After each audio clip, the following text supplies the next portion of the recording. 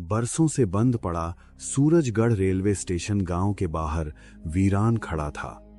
लोग कहते थे कि पिछले 60 सालों से हर अमावस्या की रात ठीक 12 बजे स्टेशन की तरफ से शादी के बंड बाजे की आवाज आती है और फिर गांव की एक कुंवारी लड़की हमेशा के लिए गायब हो जाती है। आज फिर वही रात लौट आई थी, काली अमावस्या।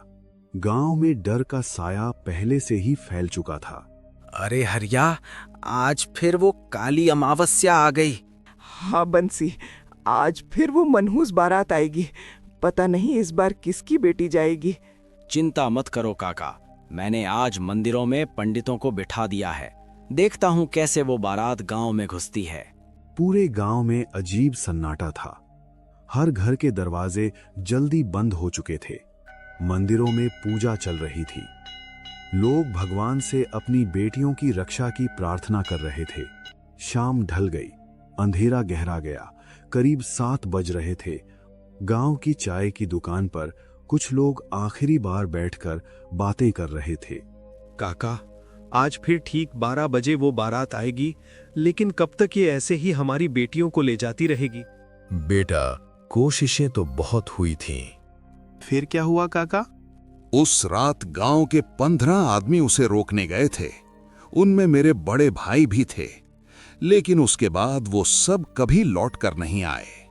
लेकिन काका, वो तो सिर्फ कुंवारी लड़कियों को ले जाती है, फिर वो लोग क्यों गायब हुए? क्योंकि उन्होंने उसके सामने जाने की हिम्मत की थी।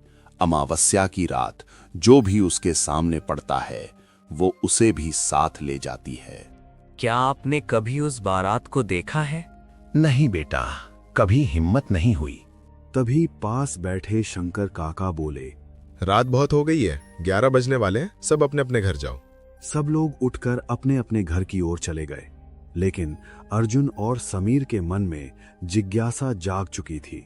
देख समीर, हमने कभी उसे अपनी आंखों से नहीं देखा। अरे यार, पागल हो गया है क्या? अगर उसने देख लिया तो? हम सामने थोड़े ही जाएंगे, बस छुप कर देखेंगे। काफी समझाने के बाद समीर भी तैयार हो गया।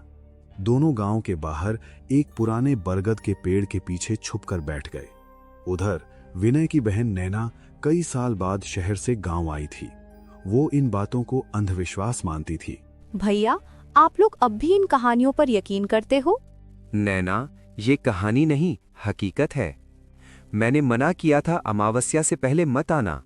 अरे भैया, कुछ नहीं होगा। विनय की पत्नी कविता भी उसे समझाने लगी। ये शहर नहीं है नैना, यहाँ वो बारात सच में आती है। रात के 12 बजने वाले थे। हर घर में लोग अपनी बेटियों को पास बिठाकर बैठे थे। एक माँ कांपती आवाज में बोली, सीमा, 12 बज गए। हे भगवान, रक्षा करना। अचानक गांव में गहरा सन्नाटा छा गया। कुत्ते भौंकना बंद कर चुके थे। हवा थम सी गई थी। चारों तरफ काला धुआं फैलने लगा और तभी स्टेशन की तरफ से शादी के नगाड़ों की आवाज आने लगी। धीरे, फिर तेज, फिर बहुत तेज। एक घर के अंदर से आवाज आई, सुन रही हो? वो बारात आ गई। हे भगवान, हमारी बेटियों की रक्षा करना। उधर बरगद के पीछे खड़े अर्जुन और समीर के चेहरे पीले पड़ चुके थे। मैंने कहा था ना, वो भूतिया बारात जरूर आएगी। अर्जुन, मुझे बहुत डर लग रहा है, चल घर चलते हैं। अब तो आ ही गई, बस चुप रह। सफेद धुएं के बीच से एक भूतिया बारात गांव की ओर बढ़ रही थी। किसी का शरीर जला हुआ था, किसी का चेहरा अधजला। सबकी आंखें खून से भरी थीं। कोई नाच रहा था, कोई नगाड़े बजा रहा था।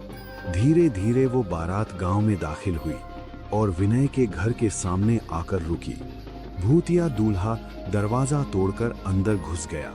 मैं अपनी बहन को तुम्हारे साथ नहीं जाने दूंगा। आज वो मेरी दुल्हन है। आज मैं इसे लेकर ही जाऊंगा।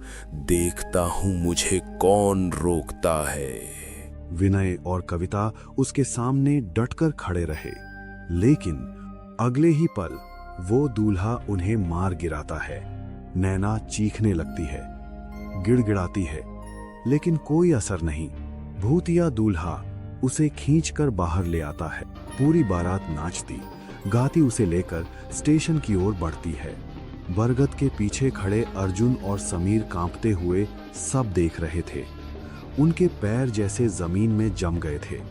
स्टेशन पर पहुंचते ही चारों तरफ गहरा धुआं फैल गया।